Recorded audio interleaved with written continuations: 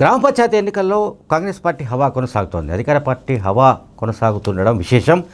And BRS party రెండో స్థానంలో ఉంది, అట్లాగే బీజేపీ థర్డ్ ప్లేస్లో ఉంది.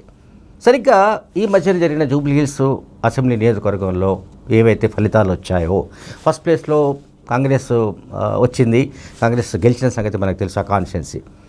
నెక్స్ట్ బీఆర్ఎస్ పార్టీ ఓడిపోయింది, సెకండ్ ప్లేస్లో వచ్చింది. బీజేపీ థర్డ్ ప్లేస్కి వెళ్ళిపోయింది. అంటే అర్బన్ ప్రాంతంలో జూబ్లీ హిల్స్ అసెంబ్లీ సెగ్మెంట్లో ఏవైతే ఫలితాలు వచ్చాయో, ఏ రకంగా ఓటర్లు తీర్పునిచ్చారో అటువంటి తీర్పే గ్రామీణ ప్రాంతాల్లో కూడా కనిపిస్తుంది. దీన్ని మనం జాగ్రత్తగా గమనించాల్సి ఉంది. ఎందుకంటే నెక్స్ట్ వచ్చే ఎలక్షన్స్లో, నెక్స్ట్ అంటే 2028 ఆర్ 2029లో జరిగే అసెంబ్లీ ఎలక్షన్స్లో కూడా ఇదే పరిస్థితి ఉంటుందా అన్నది ఇప్పుడు చర్చ. అంటే కాంగ్రెస్ పార్టీ అది చాలా గట్టిగా చెప్తోంది. ముఖ్యమంత్రి రేవంత్ రెడ్డి చెప్తున్నాడు, అండ్ పిసిసి అధ్యక్షుడు మహేష్ కుమార్ గౌడ్ చెప్తున్నాడు, మిగతా మంత్రులు కూడా చెప్తున్నారు. ఎట్టి పరిస్థితుల్లో కాంగ్రెస్ పార్టీ మళ్ళీ అధికారంలోకి వస్తుందని చెప్తున్నాడు. అంటే సేమ్ ఇప్పుడు గ్రామీణ ప్రాంతాల ఓటర్ల మనోగతం వెల్లడవుతోంది. గ్రామ పంచాయతీ ఎన్నికలకు సంబంధించిన ఫస్ట్ ఫేజ్ కావచ్చు, సెకండ్ ఫేజ్ కావచ్చు. ఈ రెండు ఫేజెస్లో జరిగిన పోలింగ్లో కాంగ్రెస్ పార్టీ మొత్తం స్థానాల్లో సగానికి పైగా గెలుచుకుంది. ఇది చాలా ఇంపార్టెంట్ పాయింట్, సగానికి పైగా గెలుచుకుంది.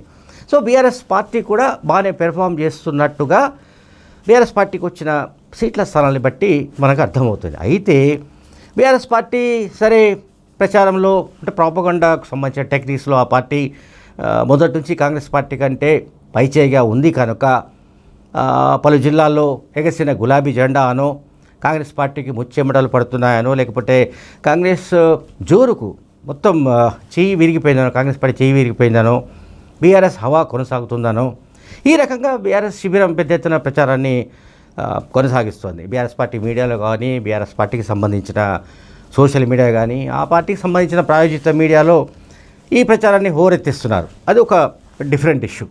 అంటే బీఆర్ఎస్ పార్టీకి ఆ టెక్నిక్స్ ఉన్నాయి. తర్వాత పెద్ద ఎత్తున డబ్బు కుమ్మరిస్తూ సోషల్ మీడియాలో వాళ్ళకు అనుకూలమైన ప్రచారాన్ని సాగిస్తున్నారు.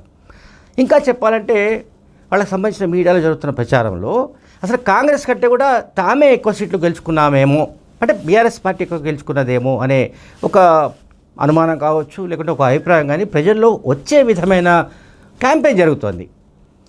ఇది చాలా ఆశ్చర్యకరంగా మనకు కనిపిస్తుంది. కానీ ఇది ఒక సైకలాజికల్ గేమ్ బీఆర్ఎస్ పార్టీకి సంబంధించి. అంటే కాంగ్రెస్ పార్టీ పట్ల, అంటే ప్రభుత్వం పట్ల ప్రజల్లో వ్యతిరేకత ఉంది అని చెప్పడానికి సంబంధించి గ్రామీణ ఓటర్ల మనోగతం ఇట్లా ఉంది, అంటే మాకు ఎక్కువ సీట్లు వచ్చాయి, లేకుంటే మేము చాలా గట్టిగా పోరాడాము అనే ఒక ఇంప్రెషన్ ఇవ్వడానికి బీఆర్ఎస్ పార్టీ చాలా బలంగా ప్రయత్నిస్తున్నట్టుగా మనకు కనబడుతోంది.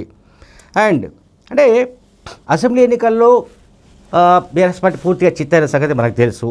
అట్లాగే ఎంపీ ఎన్నికల్లో అయితే ఘోర పరాజయాన్ని ఎదుర్కొంది, ఒక్క సీటు కూడా గెలుచుకోలేకపోయింది. ఆ తర్వాత కంటోన్మెంట్ అండ్ జూబ్లీ హిల్స్ ఈ రెండు కాన్స్టిట్యూన్సీలో జరిగిన బై ఎలక్షన్స్లో కూడా కాంగ్రెస్ పార్టీ ఆ రెండింటిని కైవసం చేసుకుంది.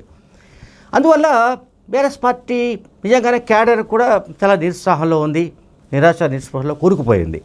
ఈ పరిస్థితుల్లో గ్రామీణ ప్రాంతాల్లో జరుగుతున్న ఈ ఎన్నికల్లో ఎట్లా ఉంటుందనే దానిపైన సహజంగానే ఆసక్తికరమైన చర్చ జరుగుతూ వస్తుంది. సో ఇప్పుడు ఇక్కడ కాంగ్రెస్ను మాత్రం బీఆర్ఎస్ పార్టీ క్రాస్ చేయలేకపోయింది. అంటే ముఖ్యమంత్రి రేవంత్ రెడ్డి పైన కానీ, ప్రభుత్వం పనితీరు పైన కానీ ప్రజల్లో బీఆర్ఎస్ చెబుతున్నంత వ్యతిరేకత ఏమీ లేదని మనకు అర్థమవుతోంది.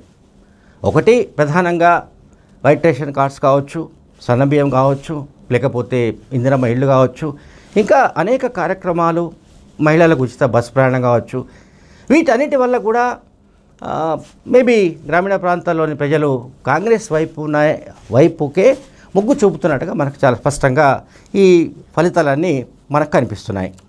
అండ్ మోరోవర్ బీఆర్ఎస్ పట్ల ప్రజల్లో ఏదైతే వ్యతిరేకత కనిపించిందో అరౌండ్ 2023లో అసెంబ్లీ ఎలక్షన్స్లో, ఆ వ్యతిరేకత గ్రాఫ్ ఇంకా తగ్గనట్టుగా కనిపిస్తుంది. తగ్గలేదు, ఇంకా ఉంది.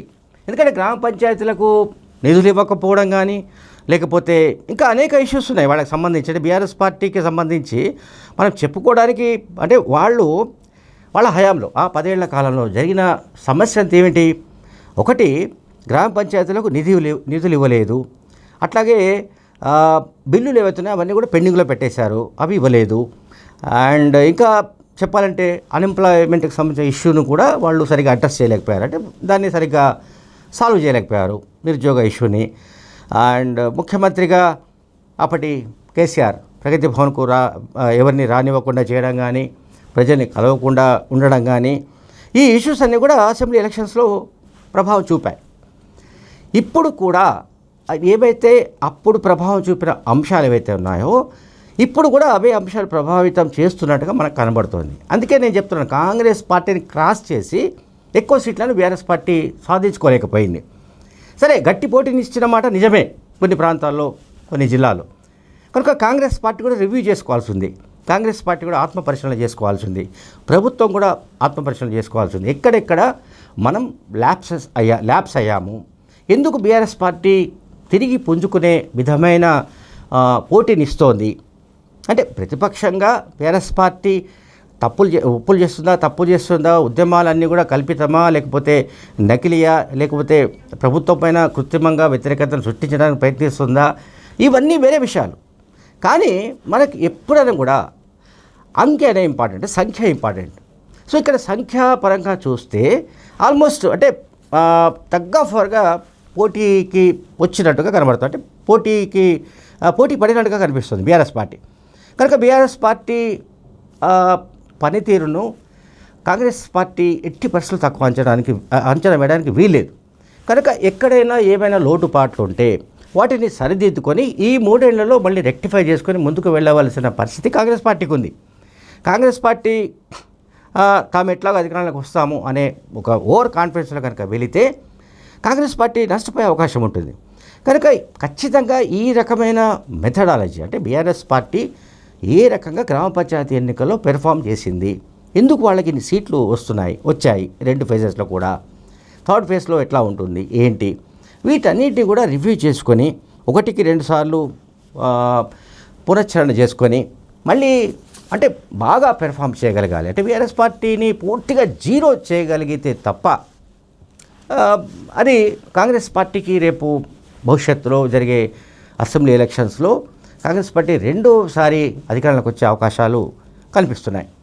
అంటే అటువంటి క్యాంపెయిన్ జరపాల్సి ఉంది. అంటే ప్రభుత్వం ఏం చేస్తోంది, గత ప్రభుత్వం అంటే కేసీఆర్ ప్రభుత్వం ఏ ఇష్యూస్లో వెనుకబడింది, ఏ ఇష్యూస్లో విఫలమైంది, అండ్ ఇప్పుడు కాంగ్రెస్ వచ్చిన తర్వాత గడిచిన ఈ 2 ఏళ్లలో చేసిన పనులేమిటి, సంక్షేమ కార్యక్రమాలు ఏమిటి, అంటే ప్రజలకు ఏ రకంగా మేలు జరుగుతోంది, ఈ అంశాలన్నీ కూడా ప్రజల్లో బలంగా తీసుకువెళ్ళి ప్రజల్ని కన్విన్స్ చేయగలిగి ప్రజల్ని పూర్తిగా తమ వైపు తిప్పుకోవాల్సిన మెకానిజం, తిప్పుకోగలిగిన శక్తి సామర్థ్యాలు, దానికి సంబంధించిన వ్యూహరచన, ఎత్తుగడలు ఇవన్నీ ఉండవలసిన అవసరం అయితే స్పష్టంగా కనిపిస్తోంది. ఎందుకంటే బీఆర్ఎస్ చాలా గట్టి పోటీని ఇచ్చిందన్న సంగతిని కాంగ్రెస్ పార్టీ మర్చిపోవడం లేదు. ఓకే, కాంగ్రెస్ పార్టీ అత్యధిక స్థానాలు గెలిచి ఉండొచ్చు, అండ్ బీఆర్ఎస్ కంటే ఎక్కువ గెలిచి ఉండొచ్చు, మొత్తం స్థానాల్లో సగానికి పైగా గెలిచి ఉండొచ్చు, ఇది మనకు కాదనడానికి లేదు. And same time BRS party almost గట్టి పోటీని ఎట్లా ఇవ్వగలుగుతోంది, వాళ్ళ పట్ల ప్రజల్లో వ్యతిరేకత ఇంకా తగ్గలేదని మనకు కనిపిస్తోంది.